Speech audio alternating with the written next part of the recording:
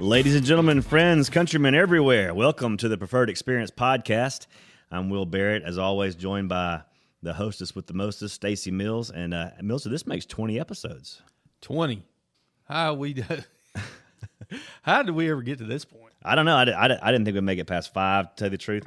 But hey, persistence pays, and we're at 20 episodes today. So I figured either nobody would care and we'd disappear, or we'd say something to get us kicked off. I never would have thought we'd got to this point. maybe the latter would happen first. But we've got a fantastic guest for episode 20 today. This is a person that we've been trying to get on for quite a while, but she keeps nocturnal hours. I do. Very true. Sarah Stevens of the Elmore-Watauga News, the owner and founder of the Elmore-Watauga News, Sarah Stevens, and we are just honored that you would come spend some time with us. Well, I appreciate the offer, and I'm sorry. I know I have put y'all off, but it is a little crazy sometimes. Well, being a journalist is being a true journalist is a full-time job, 24/7, 365. There's no breaks. None. And now you started Elmore-Watauga News on April Fool's Day. April Fool's Day. And that's semi-ironic in the world of journalism. It really was, and I didn't do it on purpose. I really didn't. I've been in journalism for 38 years, which I know is hard to believe because I look 20. But yeah, I was gonna say. But I've loved it my whole life. It's just what I've always wanted to do. But on April 1st, 2015, it was a spectacular day, and some things happened. I was working, and I did not agree with what was done. And I quit. I just quit. And I really thought that I was just going to retire and be done because I've been doing this a long time. And I said, you know what? No, I'm not. I'm just going to start a local page for my friends. I might get 1,000 likes, and I'm just going to do 1 or 2 happy stories. Happy stories about a week, 1 or 2 stories a week. And I had 1,000 likes in less than 24 hours. And as of today, we're almost at 40,000 likes. I'm about 100 likes away, and wow. So man plans and God laughs, and he laughed. He's laughed a lot because this just turned into a monster, really. And you are part of a growing trend of news outlets that do not print, right? And I think that is of course that's the way of things now. Print is essentially dead, and it is. And the digital media platforms are really taking off, and you with the Elmore-Watauga News have really grabbed onto that, and kudos to you for seeing that even back in 2015. Yeah, I heard recently, and I haven't double checked this, but I heard, is the Birmingham News no longer a print? I don't know if they're no longer or they're scaled back. I think they ended it totally. Okay, could be in January of in the new year. Well, I'd heard a lot of that's happening, and that's the Birmingham News. I mean, how big is it? How big was the Birmingham News? Exactly. Oh, no, for a great for paper. Centuries. Yeah, for the whole century, basically. Well, in 1980, let's see, or 92 or so, I went and toured the Alexandria Daily Town Talk in Louisiana, and I went with a class. And I remember very well, we were walking through, and the publisher was like, in about 15 years, nobody is going to buy a newspaper anymore. We're going to have a box that the newspaper sells, and it's a computer, and there you're going to put it in your home, and you're going to get all of your news out of that. He called it a box, okay? Now, granted, this was a very long time ago, and it's taken a whole lot of years, but that's kind of where we're at. I mean, even like you say, established newspapers who are older than anything and respected, they know. I mean, it's going. And it breaks my heart. I mean, as somebody that has been in this business, in fact, I could show you scars from when we actually had to paste up the newspaper. There's a good one there. X-Acto blades. We'd have to slice it and dice it and wax. We waxed it down. So to me, it's really sad because the sound of a press firing up still just, it just gets me. But it's the wave of the future. Now, you got your start in journalism in Ruston, Louisiana, at Louisiana Tech University. Yes, that's where officially I worked for my high school newspaper, right. But yeah, and fell in love with it. And interned for some other papers around. And when I graduated, I was 21 when I graduated, and I went and moved to South Louisiana, totally far away from home, didn't know anybody. And it was a daily newspaper. And within 6 months, I was the editor. And it's never stopped since then. And that was a daily. But that's one of those papers that's no longer a daily. They've scaled back, and they only print a couple of times a week now. Well, to be a good journalist, you got to have some guts. You got to have some guts to be able to put things out there that folks might not like. And you became, and at Louisiana Tech, you became famous, or maybe the word is infamous on Fraternity Row. Infamous is a very good word.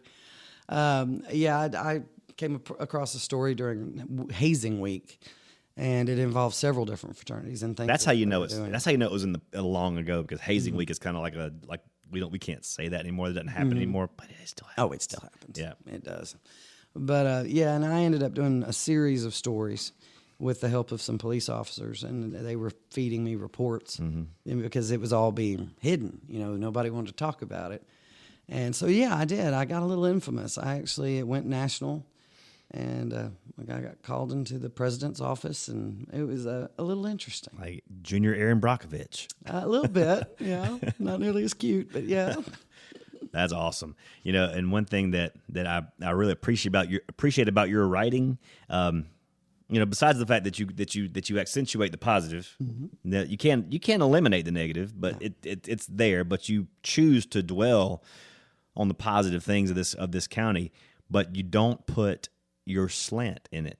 There's no bias in it. It's just reporting. It's good. It's just good journalism, and that's kind of a lost art these days. And sadly, it is. And it's not saying it's easy. I have opinions. I promise you, but that's not what journalism is supposed to be. It's not what I was taught. I'm going to tell the story, and there's 5 sides to every story, and you've heard me use that expression before, because there are. And somewhere in the 5 sides is the truth. It's not my job to tell you what's true. I mean, unless I witness it firsthand. Most of the time I don't witness anything firsthand. So I've got to get all of those 5 sides, or at least give somebody the opportunity to give their side, and then let the reader make up their mind. I don't think we give our readers enough credit. Right. At all. There's a lot of smart people out there, and if you give them all of the information, they're going to figure it out. They may not agree with me when it's over with, but that's okay. You were given the facts, and that's all I want to do. I've always been told there was 2 sides to every story, but you say 5. There's 5. That's interesting. Tell us about the 5 sides of a story. Gosh. Well, you have to draw in emotion, and or maybe this person. You saw this, but that person, and they wouldn't really do that. And so it's just so much involved. And even one of the greatest experiments we ever did one time, we staged a robbery for some students in a class, and with the help of the police department. And we staged this robbery where a guy ran in and stole a purse off the teacher's desk and ran. And it happened like that quick. It was like 5 seconds. And then we gathered them together to find out, what did you see? Tell me what you saw. How tall was the guy? What was he wearing? What color was the purse? Well, nobody got it right. Nobody. Wow. And these are eyewitnesses. These are eyewitnesses. And so when I tell you, I don't believe anything until I either see video, so I use alleged and reportedly a lot. If I ever get a tattoo, that's what I'm going to put across my forehead. Because, right now, let me give you a great example. We have a case that the Wetumpka Police Department is working, and it's a tragedy. A young man died outside of a bar there, and it's still under investigation. They're waiting on autopsy results. I have spoken to no less than 30 people on this, and officers, and all of them are telling me something different. Now, I do know the bar had 64 security cameras, and all of that evidence has been turned over. But if I were going to write a story just on what I have been told, which I won't, and I have not, it's everything. There's nothing in common. It's all different. And that's a little scary. And so eventually this will go to a grand jury, and they'll see all the evidence. But, it would be real easy for me to just start quoting people and say, well, according to... No, because it's over here and it's over here. It was one person. It was 10 people. There was a gun involved. There was a broken beer bottle involved. No, none of that's true. And so it's a little scary. It really is, especially when you're trying to get eyewitnesses from a bar late night. There's little what's the word? Alcohol involved, and can tend to sway your story a little bit from truth to from blurring the lines of reality a little bit. So it's really So dicey. I really want to give credit to the bar owner to have such an advanced security system and so many cameras, because in the end, that is what will have this case, because it's all on video. For sure. I mean, that's for his protection. I mean, It's very smart. for anything, any situation like this, because Very. Not even just the reputation you could build up without, like, oh, somebody died right in front of your bar. You got a roadhouse going, or Right. something like that. Right. So if you got video camera there, you can say, hey, no, this just happened. You got a pre-Dalton roadhouse going on. Pre-bought Dalton. Yeah. Oh, and and another thing that I want to With clear a up. chicken wire. Another one of the rumors out there on that is that it was in the bar. It was not in the bar. None of this happened in the bar. And I mean, they're getting all kinds of flack. I feel sorry for the bar too. But And that's another point. The big point you bring up is the rumor factor. oh gosh, How bad is social media just trashed up or muddied the waters, so to speak? well, speaking for myself as a journalist, it's horrible. I mean, it's horrible. Now, just an everyday person out there that doesn't have a degree or whatever, they're not a writer. Oh, it's fun. It's entertainment. They go straight for the comments. They just want to see it. They don't care if it's true or not. When anybody ever calls me and says, well, let me tell you what I heard, I'm like, I don't care what you heard. Unless you saw it yourself or you can get me to the person that did, I don't care. Oh, but you got to hear this story. No, I don't. And you don't have to go put it on Uncut and sully somebody's name. And you put this out there. None of it's true, or even a grain of it's true. I detest that aspect of social media. And if there's any page that has Uncut behind it, I give it no respect. Oof. And I will not go to it. And I'm not even going to look. Don't send me screenshots. Because there is no integrity in anything that calls itself Uncut. you have stepped on an anthill there. 'Cause if there's one page that we I would use the word detest in this environment is the City Watch Uncut. It's the Prattville Uncut page. It is so full of hate and vitriol, and most of the things that are reported on that are written on that are just half truths at best. And what you run into is in the off chance that you might be right about something on that page, who's going to believe it? Because it's all muddled down in bullcrap. And it becomes an echo chamber for just a small group of people that just continue to just rile each other up. And I don't know, it seems like it's a really sad existence for some people. Well, it's very sad. They get whatever they get out of this. And I've had several people that actually brag, oh, you need to go to such and such Uncut page. I'm on there all the time. No. And I just want to go, do you know how to fish? Do you want me to teach you? Let's go find you a better hobby. Much better hobby. But I think the Uncut page is just it's a microcosm of what's happening in journalism today. I mean, with the rise of 24-hour news channels, like, you've got the Foxes and the CNNs and the MSLSDs and the Newsmax and OANN and all these crazy just 24-hour news channels. People want sensationalism and they want it as fast as they can. It doesn't have to be true. No. They just get it out there. I just want to know right then. Because that for some reason that pays.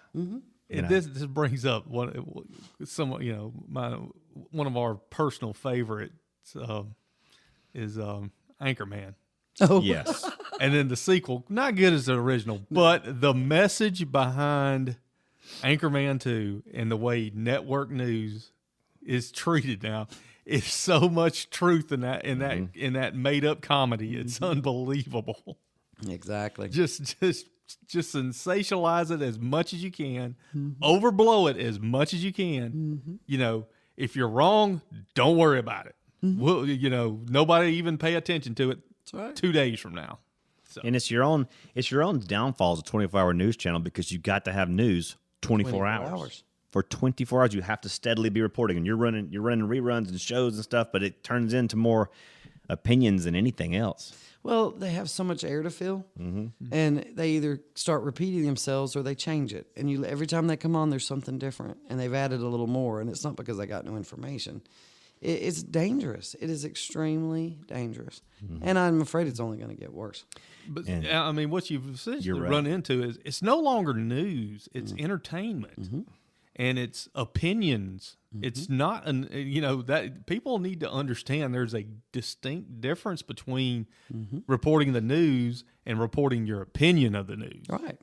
And that's what's done got muddled down is the opinion has become more valued than the actual news. Well, if you ask me, I will tell you where we went wrong.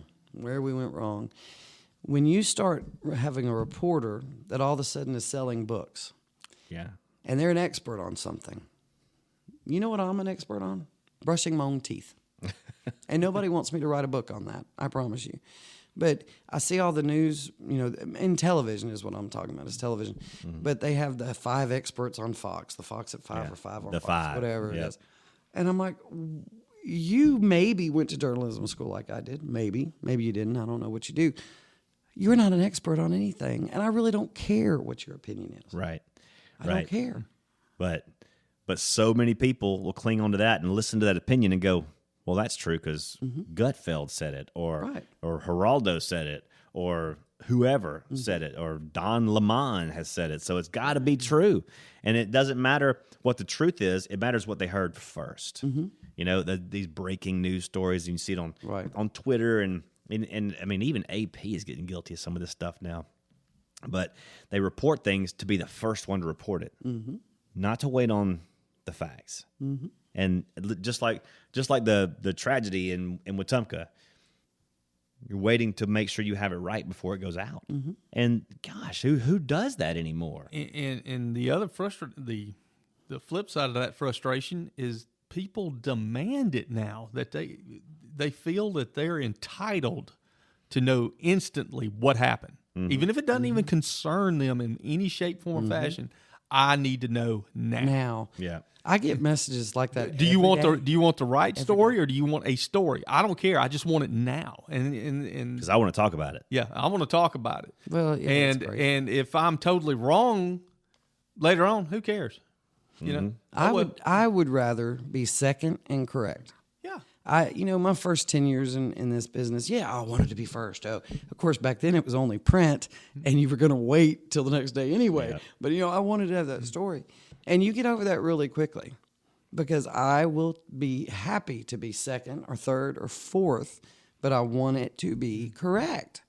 I mean, I have to go. So much of what I do is correcting what other media has put out there. And I get phone calls from, sheriffs or police chiefs, and they're like, Sarah, please help us. So-and-so did this. And I'll go back and look, and I'm reading it going, all of us can make mistakes. So, we all make mistakes. But it's like, come on. A simple phone call would have cleared that up for you. Yeah. And how often do people actually read a retraction or a follow-up? They read that first headline. May not even read the whole article, but go, oh, well, look at that. That's true because I'm reading it. So it has to be true. And the fact that we've become so shoot, ready, aim in journalism now. I mean, nobody's got it right anymore. Nobody. I mean, we have whole elections decided on wrong stories.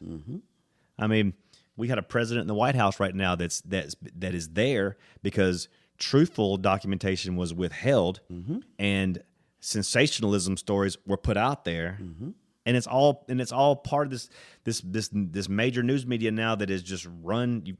How do you say, just run by a party or run by money, wherever the money's flowing, that's our slant, and that's money. They say money controls everything, and unfortunately, and it controls the media too. Yes, it does.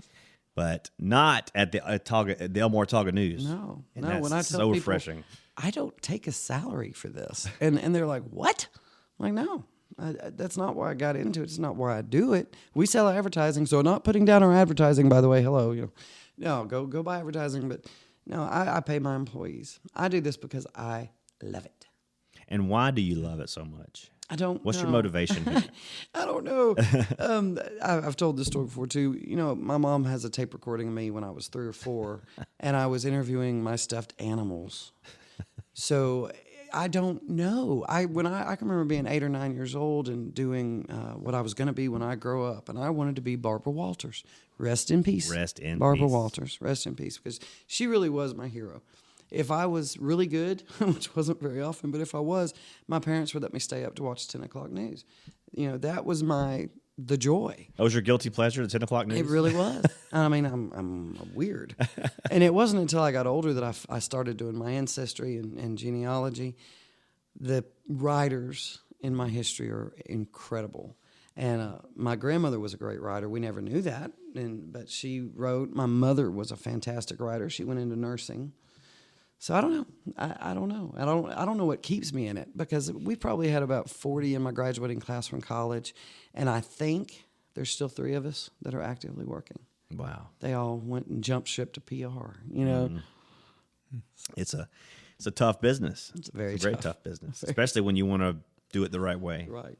Now before you got with the started the Elmore Otaga County News, the Prattville Progress was what you worked there for a while. Oh my gosh, I loved working there. We had such a good team. I was going to say the crew with you, Marty, oh gosh, and Jimmy White. Oh, and Jimmy the White. He always said Jimmy the White. And that's pretty much, in my opinion, the glory days of news around here was the way that I mean, the progress, whatever you want to call it. We had the best team. It was. There was no question. We had fun.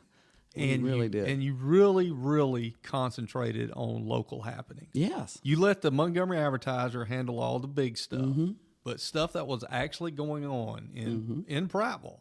It was Prattville stuff going on in Prattville, Right. and then once the Progress became there's Prattville in the word search. Oh, throw it in the Progress. I mean that's what it is now. I don't even know what it is. Is it even a Saturday circulation anymore? Well, didn't they cut out one of theirs? Maybe it was a Saturday. I'm not sure. But it was all stories out of the Advertiser. It wasn't nothing Prattville centric. They just for some reason called it. Yeah, we used to have sections. We had a features section. Right. We had a sports section.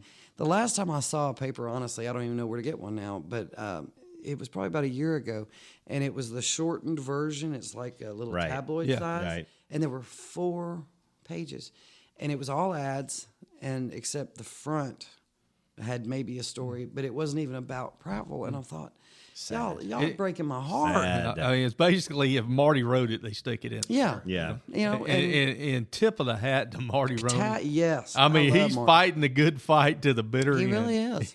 Look, and I tell everybody, I'm like, if you want to know what's going on in Otaga County, you ask Marty. Because, I mean, I'd absolutely tip my hat to him. I love him. I wish he'd hurry up, retire, and come over to our side. I think that's what everybody's waiting on. I really wish he would, because Marty's one of the old dogs. He's like me. He's been doing this as long as I have, and he is so good at what he does. And he's a great investigator, a fantastic writer. And I miss his columns. They don't let him write his columns anymore, and I hate that, because his columns were great. That's when he can just talk about what he wants to talk about. Like Yeah. that's the opinion piece, And that's right? the Marty I love. I call it holding court. If we're ever at a court case together and we're in the middle, he'll start talking and telling stories. And I'm like, you really missed your calling. You could have been a comedian. You could have gone on the road. Well, I imagine at the Elmore Otaga News, there are lots of things that you come across that you have to choose. Like, do we publish this or do we not? So what is the dividing line? How do you choose what goes in and what ends up on the floor? Is it true? And can I prove it's true? And if I can't prove it's true, can I get the other side to it? Can I at least get everybody's opinion in on it? That's the easiest answer I can give you. Yeah. Now, sometimes things happen and I don't do a story and I regret it later. And so I can't really give you an answer. I mean, I've made enough mistakes that I try not to make the same mistakes again. Here's my thing. If it's an urgent thing, if we have somebody they're looking for that could be dangerous, even if I'm not getting police cooperation, but I heard it on the scanner and I have something that I can say, hey, I heard this. Oh, I'm going to get it out there, But like on a murder case or a really serious criminal case, when they're not cooperating, they're not giving me information, and I get why. I understand. You can't. Nobody has a right to know everything. Okay, you just don't. Oh, really? Yeah, really. I thought it was shocking. our rights as Americans to know everything. Boy, I hear immediately. I hear that too. So it's every day is different, and every single story is different, and I just have to go with my gut and my experience. And sometimes I'm right, sometimes I'm not. I know there's this one story that you did, or one topic that you covered that was near and dear to my heart because of the total lack of questions being asked at the time, except by Elmore Talking News, and that was the whole USA Academy fiasco. Oh God! Oh boy! Wow. I still. And you're not a sports writer, No, but I'm this not. was a good story. Yeah, I'm not. It's a so sports funny. writer. Yeah, Sarah would call me up and say, "Hey, who is this coach? Where'd he coach at?" And then I'd give her the information or something You like were that. so helpful during that time. As late as probably 5 days ago, there's several people out there, and I think they just put it on a timer, and they'll send me a message. So, where's USA Academy? Yeah. Have they started building yet?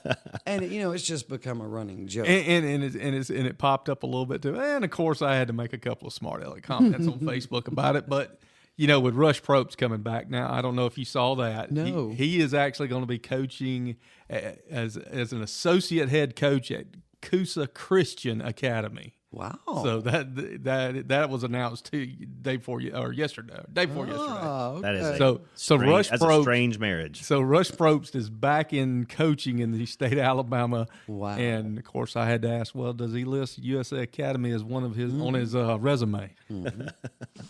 Well, they were official because they got a whole bunch of money from the PPE fund. So, I mean, they must have been legitimate. Yeah, exactly.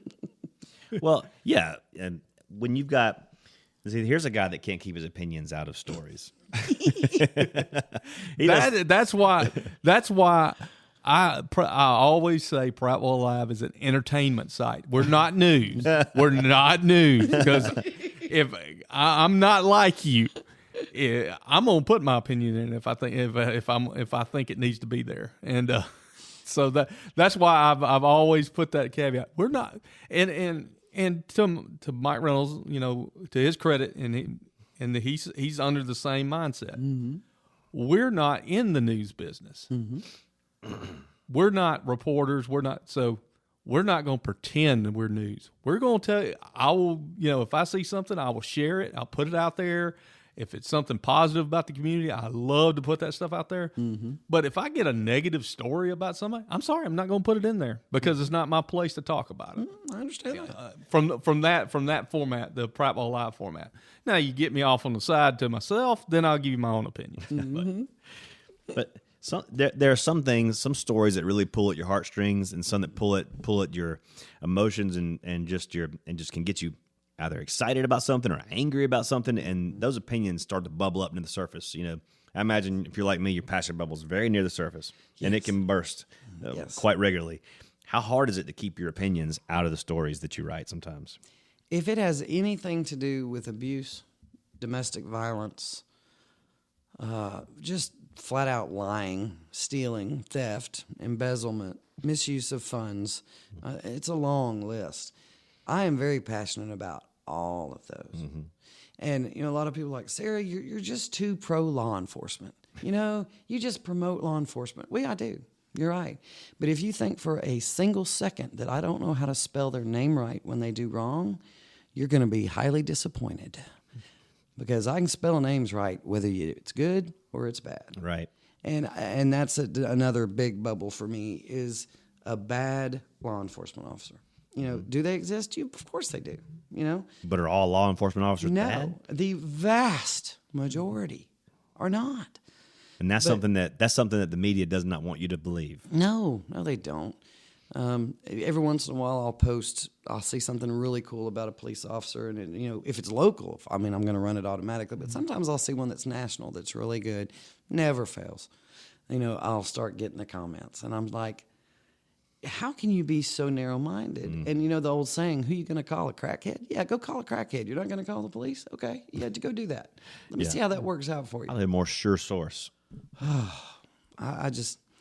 I love law enforcement. I couldn't do what they do. Anybody that runs, a firefighter, anybody that runs to a burning building, you know, I have a lot of respect for that. But at the same time, you have a higher code of conduct, and we expect more out of you. And so it's not an easy life at all. And these guys, you know, what they're paid to do what they do, it's got to be a passion of theirs, or they wouldn't do it. No. So you've got to, I mean, I'm like you, completely back the blue, but, you know, every once in a while, somebody's going to screw up. They will. Every once in a while, somebody's going to do something that's They're human. out of character. So they are. They can have bad days, too. They can. And they need to answer that. They need to be called on the carpet for that, period. They do. Well, I'll give you the perfect example. As pro police officers as you two may think you are, you're not even close to me. No. I mean, Oh, that's true. Look at your history. It's in the blood. Right. It's in the blood. True. Well, I'm gonna tell on myself. I'm clipping down Wetumpka Street down there right in front of the primary school. This was a couple of nights ago, and got the 4-way stop there, and I just kind of, you know, did the old roll and stop through it. Oh, no. Yeah, and Cardinal sin. and one of Prattle's finest was sitting over in the corner and saw me, pulled me over, and gave me a good scolding, and sent me on my way. And I thanked him for it with a smile on my face. Yes, thank you, sir. Thank you. There was no reason for me to just go, "What are you doing, bugging me for just something?" For something, yeah, I broke the law, and you put me back in my place. Yeah. So, And you know, so many of the world's problems with police officers and the public, it's so easy to solve these. It is so easy. Even if you think they are wrong, arguing with them right there is not going to solve a thing. Nothing. And so, I mean, if anybody ever wants a fun joke, pull up my driving record, because people are like, "Oh, sir, I bet you never get tickets." I'm like, "Yeah, I do. I never in my life have tried to get it fixed because I was guilty most of the time." But you know, if you get pulled over, if you're interacting with a police officer, cussing and screaming and telling them, "I pay your salary," okay, that's, you know, it's not going to get you very far. And I hear it all the time. The ones that usually send it over there. Don't you know who I am? Oh, Right. You must not know about me. you know what I'd love to do, and I've toyed with the idea, and I don't think the Chiefs would let me, but I really would like to, because they get that every day. Yeah. And, you know, if I were a cop, I'd be a really bad one, because they'd say, "Do you know who I am?" And I'd say, "Well, I was hoping you could tell me. We're in serious trouble. Let me get a medic over here," you know. Oh, no. Because they get it every day. Yeah. Or when they say, "Well, I'm friends with the mayor," or "You call the police chief," or whatever. And it's like, how arrogant and narcissistic are you? I would love to do a story about, help us figure out who these people are, because apparently they don't know. Don't know. And run the instant reports of how arrogant they are. Let me give you this is a true story, and I almost lost a friendship over this. So sometimes people get it in their head that because I deal with law enforcement so much that I can get tickets fixed, you know, speaking of tickets. So I get a phone call from one day, and this was an officer, I won't say what department, and he's like, "Sarah, I've got a friend of yours pulled over," and he went through this list of, he had every right to pull her over. And I was like, "Okay, why are you calling me?" "Well, she asked me to, you know, used your name and want to know if you'd put in a good word for her." I said, "I need you to do two things. First, hand the phone to her." So they hand the phone. And I told her, I said, "If you ever do this again, you need to remember, I am from Louisiana. I own land, a shovel, and a tarp. Don't ever, ever put me in this position again." I said, "Now hand the phone back." I told the officer, "Arrest her." "Arrest her now." And he was like, "Well, she does have a warrant." I said, "Then we don't even need to be talking. Hang up and put her in jail." Wow. But people are that, I don't know. I just don't understand people. Yeah. I would never have the nerve to do that. Yeah, like, you know, like my uncle was chief of police here for decades, And I loved him. and everybody thought I got away with murder because of it. Mm-hmm. Trust me, y'all don't get it. My mom had a standing order with her brother. if you ever catch him doing anything, don't even call me. You just keep him in there as long as you need to. It's a higher standard. Yeah. And it should be. Yeah. Yeah. I mean, it should be. Because of all people who should know better, you ought to. I ought to. Yeah. So yeah, y'all stay tuned. I may start doing the instant reports again, and just say arrogant people or something, because it makes me so mad. So what is the future for Elmore Otago News? Well, I can tell you what my dream is. What's the dream? I mean, seriously, this is realistically 10,000 what foot I view. think Yeah. we need. Like, to do what I want to do and do it correctly. I have no interest at all in ever going into Montgomery County or Chilton County. We'll run a few things from Chilton and Montgomery, but I want to stay focused on Elmore and Otago. We're two of the fastest growing counties in the state. There's a lot here. There's a lot here. It's a great community. So if I'm dreaming, I want 10 full-time paid reporters, 5 in each county, and I want to cover everything from Vida to, Billingsley, Otagoville. Right now, our weakness is we cover the population centers of Prattville and Millbrook. I do not have a reporter in Wetumpka. I wish I did. I wish I could have gotten my teeth into the crazy cat lady story. Wow. I think people would be really surprised to hear my opinion on that. But anyway, so my dream is to have 5 in each county, cover every public meeting. I mean, every public meeting. Go back to the old days of where we run arrest reports and instant reports and where the break-ins were. Because we don't have time to do that right now. I'm the only writer. We hired a new reporter this week. Thank you, Lord. And she is going to be Prattville. I'm basing her here. In fact, I need to come and introduce her to y'all. And then I'll cover Elmore. But, I mean, I just want more reporters. I need warm bodies. There's so much we're not doing. And I know we're not doing it. And I can't physically. There's only so many hands and so many hours in a day. Yeah. But another thing you're probably running into with the death of print media like it is, it coincides with the lack of reporters because they don't have that guaranteed home base where they go, I'll get on with a paper somewhere. It's not like that anymore. You pretty much have to be self-promoting. Yes. And it's a harder field to get into and be successful in now. It is. I mean, it's very Because important. if you're not established, then you got to do a whole lot of establishing. That's right. Because you don't have a paper per se much anymore to back you up. Right. I mean, you still have, we have a corporation, but it's not the same. And it might morph into that at some point, because right now most people absolutely remember print, and some people over 60 maybe actually still read a newspaper. Like I said, I'm in the middle of those worlds, and it's so tough for me because I do miss print. I wish the smell of it and having it in your hand. And I used to say I create refrigerator art. Because everybody would cut their grandbaby's pictures out and put them on the refrigerator. And, people are like, oh, you can't do that anymore. I'm like, technically you can. Yeah, you can print out the article from the website and, you can, but it's not the same. Growing up around here, like we were talking about with the progress and everything, and Jimmy White, the way he covered sports around here in the county, it was just a highlight and an honor to have your name in the paper for whatever sporting event you did. You like you said, it was cut out, it was hung on the refrigerator. Yep. It was something important when Jimmy White wrote your name in the paper. It's laminated and put in scrapbooks. Yeah, Yeah, there's in fact, Chip Powell right over there in his office has a scrapbook that somebody let him. I can't remember who it was from the '84 state championship year. It's all the articles in the progress about the Prattville football team in 1984. It is amazing. It's just a binder. It's got all the articles clipped out into. There's nothing I can tell y'all about Jimmy White. Y'all both knew him, way better than I did. But I did work with him, and he would come in and bring his columns, and we actually gave him his own desk. My biggest memories of Jimmy, every Valentine's Day, he would go buy a single red rose for every female in the office. Every. That's Jimmy. And he would buy the candy hearts that say something, the boxes. At Christmas, all of us got a handwritten Christmas card from he and his wife.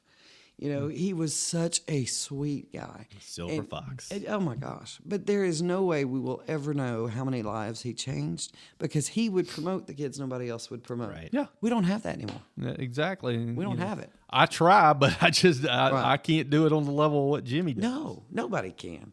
You know, one of the saddest days in the world, and people can get mad, I really don't care, is when the Montgomery Advertiser quit running his stuff. Right. And it was long after I left. And when I Yeah. heard that he wasn't there anymore, in fact, it was Jimmy that told me.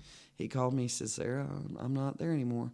I was horrified. Yeah, the way Horrified. it went, the way it went down because he was battling throat cancer and he had to step aside, and they just took that as well, here's the opportunity. We don't have to fool with it. Oh, yeah. And And it was just horrible. he was such a legend, and they didn't recognize that. It was a nuisance, and I hate that.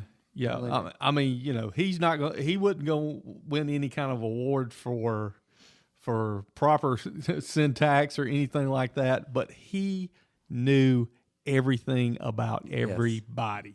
You know that what I will always remember him for too is he introduced me to the Vida Christmas Parade. Yeah.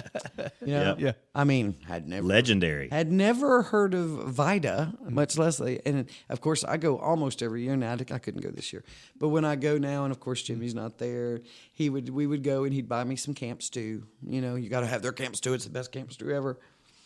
But yeah, he was a great man. My dad was a all-state baseball player at Hicks Memorial. Oh wow. And he played it was the big state all-star game at Block Park in Selma. Mm-hmm. And Jimmy White covered that in 1957. Wow. I didn't realize it went back that far. Yes, he was still a teenager doing stuff like that. I mean, he went into sales and stuff like that, but he was still doing stuff like that on the side. So yeah, he said he covered my dad in 1957 at that. And I remembered it. I bet he could still give you the stats from a Probably game. could. He probably He could. probably could. He was a thesaurus. And Gosh, he was crazy. his office at his house, and now I haven't been in there since he's passed. But when you Not go in, thesaurus, almanac. when you go into when you Should've go, got that. It's not go the in- same thing. When you go into his office, it's just a wall of folders. I mean, the wealth of knowledge that's in those folders is it's the history of Watauga County. There's no doubt about that. And man, I just hope one day we're able to preserve that. Oh gosh, yeah. Well, the Elmore Talking News, we're on the way to doing that. A new era of local news publishing, and it's I've been a like on your page for many months, and so the articles that come through there, I mean, you just know you're getting quality information. And you said Block Park a minute ago, and that reminded me something I wanted to ask you about is that last Thursday we had a major event here in Watauga County with a tornado that came through, and you know there's so many stories that come in and out of that you see on Facebook, and like maybe it's true, maybe it's not. What have you seen from this event? Oh, I'll tell you some stuff that I know is true. We just haven't reported on it, and I can't even tell you what department. But eventually, hopefully this will come out. We have a local police officer, and as soon as the storm, they knew it was coming, even before the tornadoes landed. The area departments, they went ahead. They jumped ahead. They said, you know what? We need to prepare now. We don't need to wait. So they sent out officers, even out of their jurisdictions, to cover the area. And one of the most amazing stories I've heard, and I hope to do a story on this, is an officer came across a man that was, bedraggled, and I mean, obviously he was wide-eyed. The tornado had literally dropped him out of the sky. He had been in his mobile home. The mobile home picked him up, and at some point, I have no idea what happened, he ended up landing in the roadway just as this officer came up on him. And, I mean, he was injured, but he survived. He lived. I think there's going to be a lot more stories, maybe not that extreme, but, I mean, I'll give you another one. Over in Elmore County, a friend of mine, they were staying at their in-laws' house, and the house is gone. But where he was sitting at the last minute, his wife moved him for whatever reason. She just got up and tackled him, actually. And a tree fell like seconds later and would have killed him. They don't know why. It's like, I don't know why, but she literally got up and tackled him. My goodness. So many miracles Wow. that day, so Yeah. many tragedies. You know, it's where you say, well, you say God was with them. Well, were they not with the ones that died? No, I believe God was with everybody, but we do not understand the plan we're not supposed to. Isaiah 55, 8 and 9. His plans are not our ways, his thoughts are not our ways. As high as the heavens above the earth, as far the east from the west, are his thoughts separate from ours. And so trying to make sense of a tragedy like that, you'll chase it for forever. You'll never know. You can't. Well, yeah. just from on some personal notes from you, and what would you say is the most emotional, pulled at your heartstrings story that you've done with? This is where we try to get you to cry. Yeah, this is where we try to get you. Oh, that's not hard, believe it or not. Same. That just Well, actually, there's several, but there's one that jumps out. It's been 5 or 6 years now, maybe longer because I lose track. I had a good friend that lived, her name was Anita. She lived in Millbrook, and an amazing woman. She had worked with my husband at Maxwell Air Force Base. She was his right hand in the public health department. And they were over at our house all the time. An amazing, strong woman. She had young children. And, you know, moving on, she retires. She wanted to start a domestic violence crisis center. And I did a story about her and where it was going to be and how she was going to do it. All right, let me jump ahead. So one day she calls my husband. And, you know, Mel loves guns. He's a gun nut. And she goes, I need to buy a gun. I'm not sure what kind to get. Will you help me? So she came over to the house, and I got to visit with her, and he went through his guns and said, you know, blah, blah, blah. She did go purchase a gun. About 3 weeks later, I get a phone call from the Millbrook Police Chief, P.K. Johnson, and he said, Sarah, you're friends with Anita. And I was like, yeah. He goes, well, she's missing. And so from that point on, for the next 4 days or so, I just went into overdrive, because I knew she wouldn't leave. She had been in a very horrible domestic violence situation. She was actually shot on the campus at PCA by her ex-husband. I remember that. yeah. All right, so her name was Anita. I knew she wouldn't leave her son. I knew that she would not change. She was so scared of retribution from all of that. Her ex-husband is, I believe, still in prison. And so I just started looking everywhere. And I went to her house, and I went to her neighbors, and I talked to them. And without getting into all the details, the information that I was able to gather, I turned over to the police department. And one night, one of the neighbors called me, and they said, Sarah, her son is out this is late at night. She said her son is out there, and he's washing his truck, and he's got all these chemicals he's pouring in the back of it. And you know how you knew. And we had already suspected, to be honest with you. So I called P.K. Johnson. I don't know what time of night it was. And I said, you please get somebody over there. Please get somebody over there. And, you know, long story short, they did. And the evidence they found was what they needed. And then Anita's body was found 4 days later. She had been shot. And so we helped. We went over to the house afterwards, and we helped, you know, with the cleanup. But the thing that got me was about 6 months after she had died, I got a call from the realtor that was handling the sale of the house. And the family had taken, I won't say the family, I don't know who it was. Somebody had taken all of her personal stuff, all of her medals from her military career, and she had a bunch, all of her uniforms, all of the photos, all of the mementos that meant something to her, and thrown them out like trash. Oh. And they were in the basement of the home. They had water all over them. It was horrible. And I got permission to take all those and gather them all up, and I have made sure that they will be given to her, you know, son. It was her oldest son that murdered her. And that was the hardest thing in the world, because not only was she my friend, here I am a reporter. I'm having to report on what I'm finding out that I'm getting back to the police. And the police did a fantastic job on that. I mean, the investigators, they went above. That was, if it's not the toughest, it's in the top 5. The problem is I've had a lot of crazy things like that. I had 3 friends murdered in one day. Wow. And that was tough. You know, when it's something that you endure, but you also have to report on. Another example, 3 or so years ago, domestic violence incident in Wetumpka. A man burned down his house after he had shot his children and shot his wife. I don't know if y'all remember that or not, I do. yeah, I knew that family. I don't just know that family. That family would come over to our house all the time.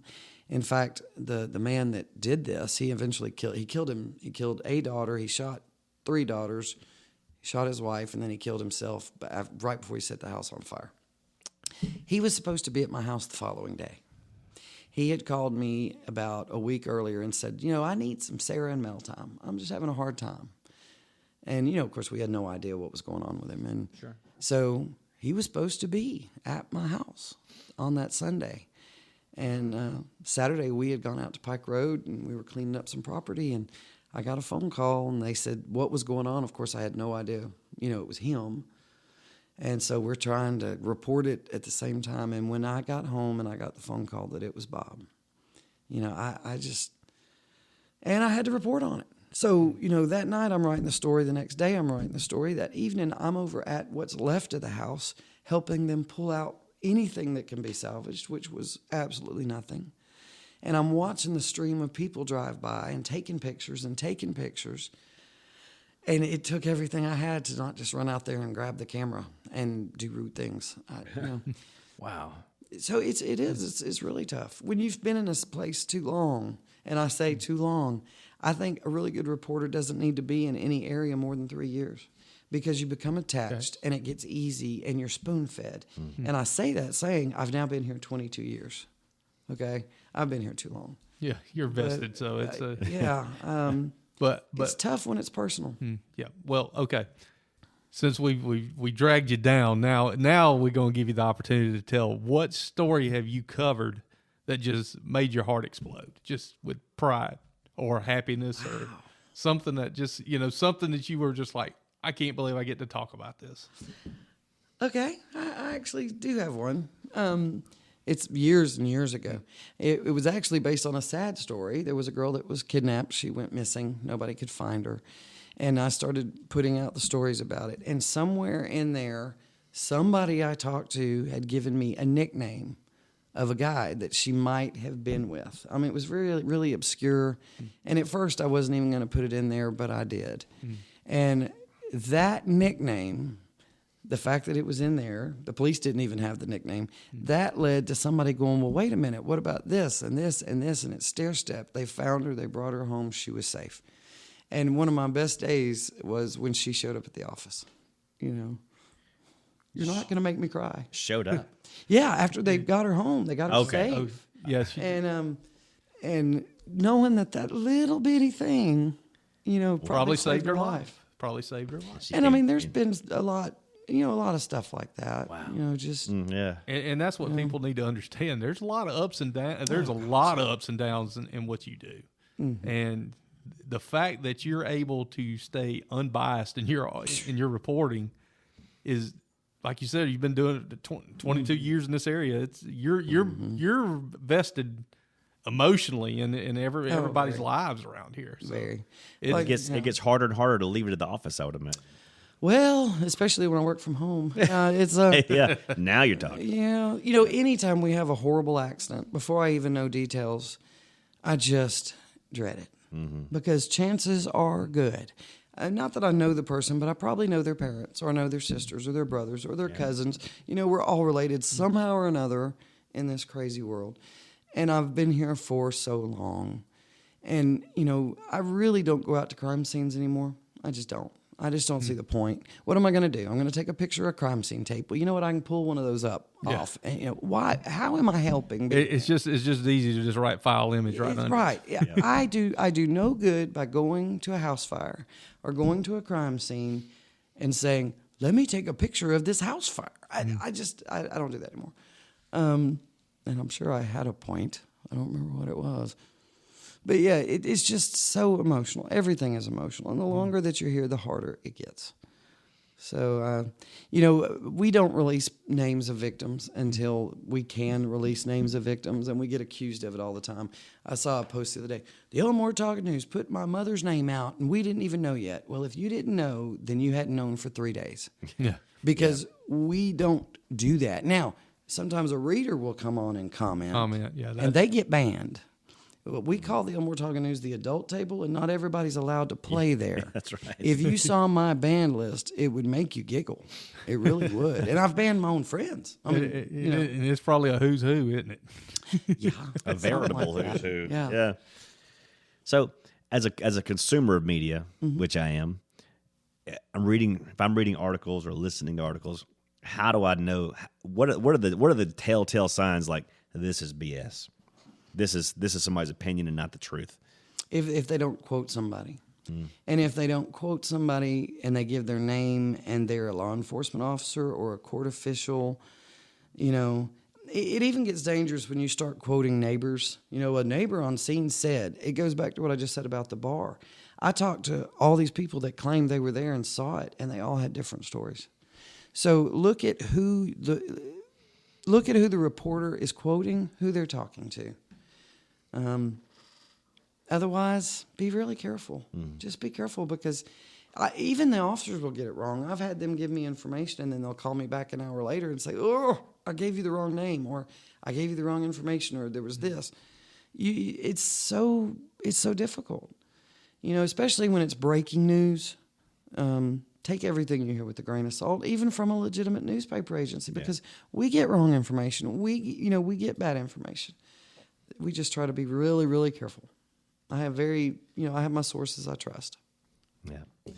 Well, I tell you, this has been a very enlightening hour for me. I'm so glad you're able to come today. Yeah. Millzer did not sell you short. He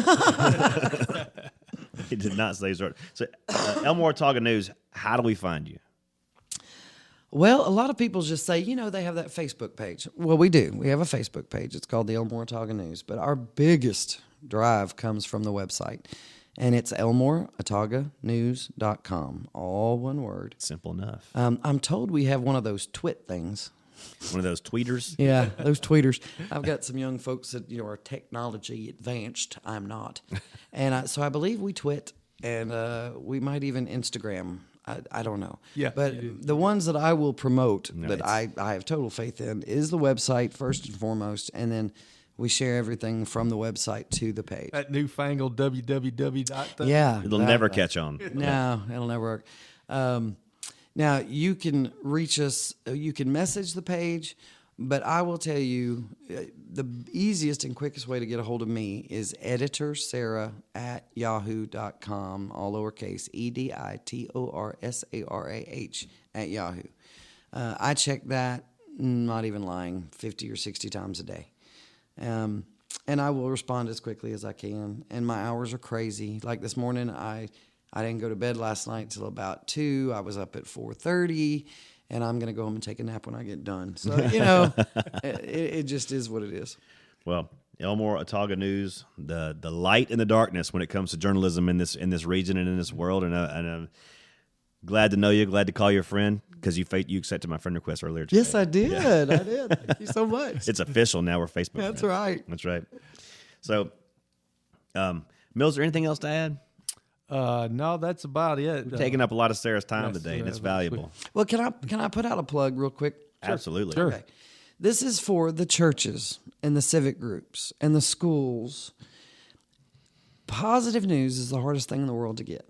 Bad news is going to come uninvited, and I have to deal with it. I want the positive news.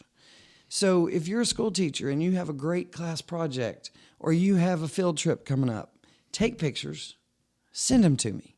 If you're a church and you have a special pastor that's coming to speak, or a great event, I don't care what it is, and you want people to come, I promise you, me and my 40,000 viewers will be interested. Now, we don't all want to go at the same time, but I mean, seriously, schools, I do not get nearly enough school news.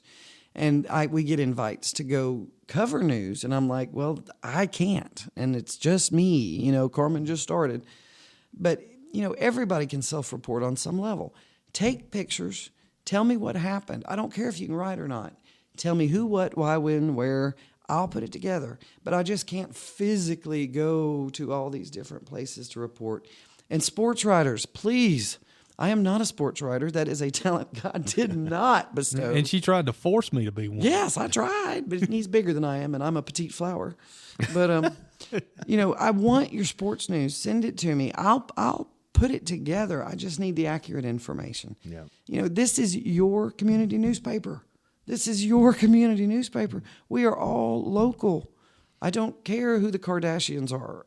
We're never going to report on any of those Botox-laden women. Famous for being famous. Yeah, that's exactly, So that's it. Just please send me your news, and email is the best way to do it. I promise you we'll run it.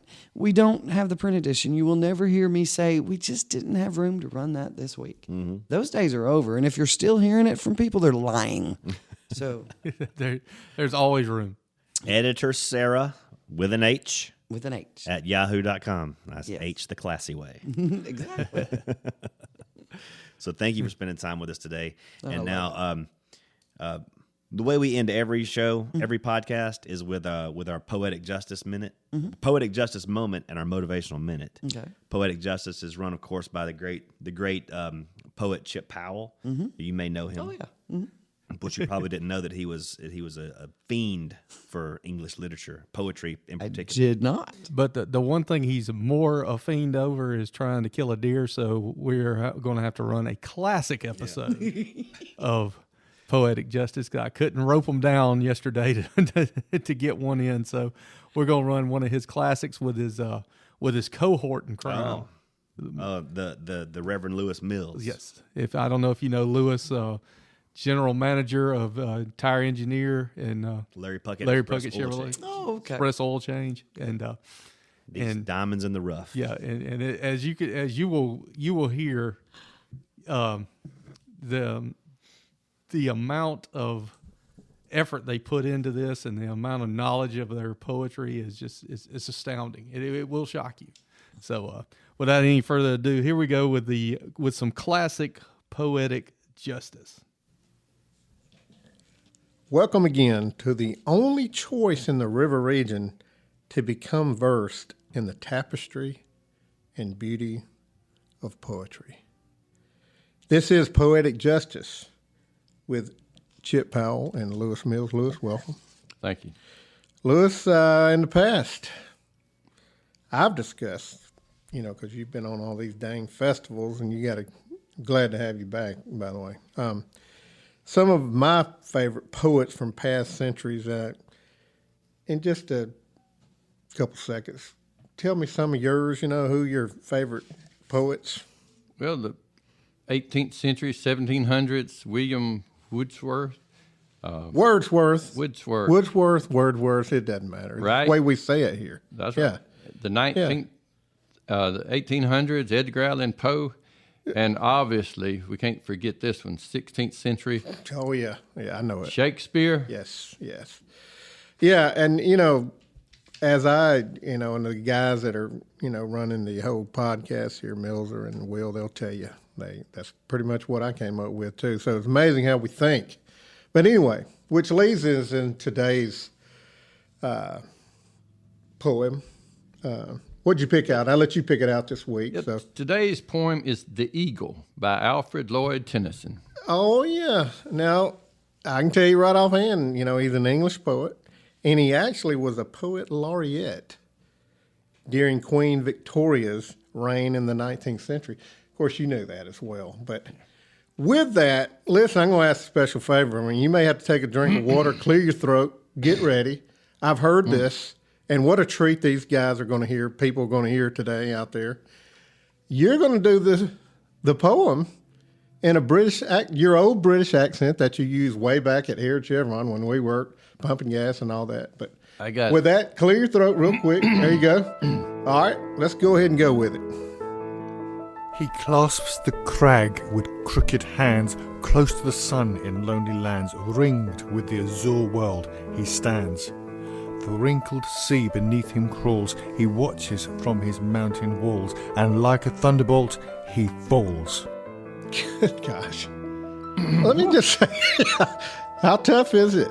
that works on the vocal cords. And the way you can do that, and you did that way back then and still do it. Amazing. But let's get to the poem. the important part, not how you Right. pronounced it. But anyway, it basically what he's saying is what Al is saying here. I call him Al. Most people know Alfred Lord Tennyson, but I call him Al. He portrays the swiftness and agility of the king of birds, which is obviously the eagle. It's like the monarch of nature keeping a strategic distance from the metaphorical wrinkled sea crawling below.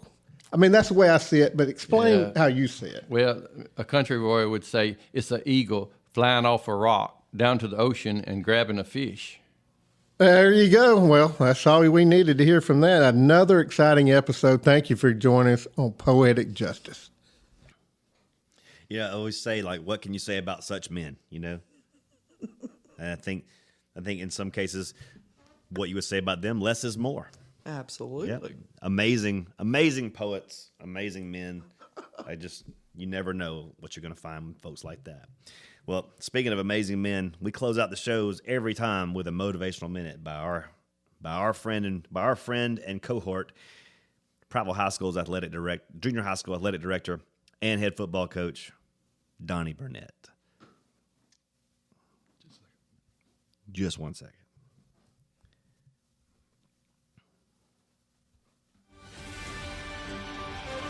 This is Coach Donny Burnett, and here's today's Motivational Minute. We can't always choose the music life plays for us, but we can choose how we dance to it. Change is painful, but nothing is as painful as staying stuck somewhere you don't belong.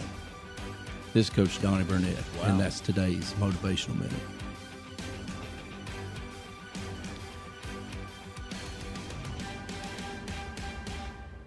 Timely message from Coach Donny Burnett. That's wonderful. Right on time. Well, Sarah, thank you so much for coming in today. It's been a pleasure having you on episode 20 of the Preferred Experience podcast. Thank you very much. We will look for more greatness from the Elmore Talking News on the Facebook page, on the website. And remember, you got a story, editor Sarah with an H at yahoo.com. Please. Send her your stuff. There is no limit to what she can run these days. No, there's not. So for Sarah Stevens, for the Millzer, I'm Will Barrett saying see you next time on the Preferred Experience. All